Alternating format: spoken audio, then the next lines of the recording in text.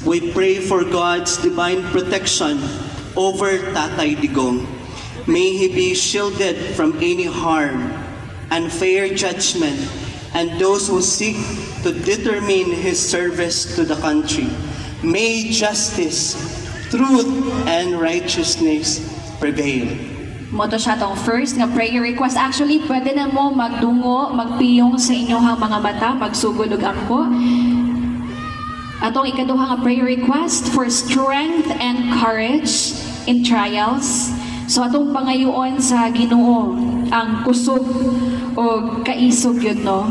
Strength and courage for Tatay as he faces challenges karon nga mga taknaa, especially with the ongoing issues sa ICC.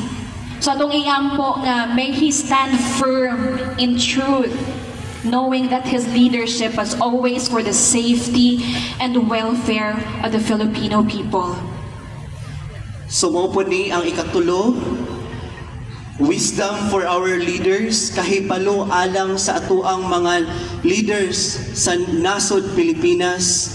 We pray for wisdom and discernment for our nation leaders, that they may defend our sovereignty and uphold justice for every Filipino.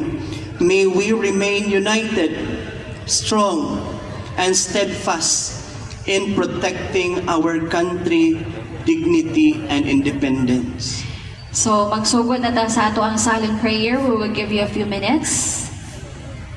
Let us bow down our heads, close our eyes.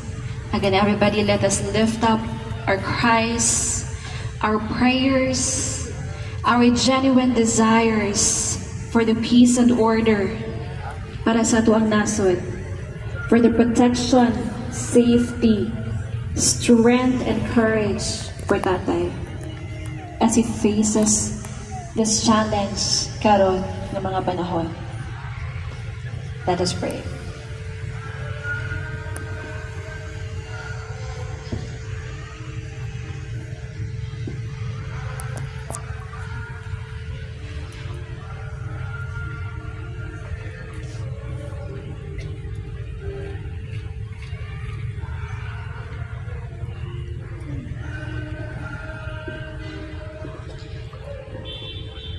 Let us assess and search our hearts for any anger and pain and surrender it to the Lord.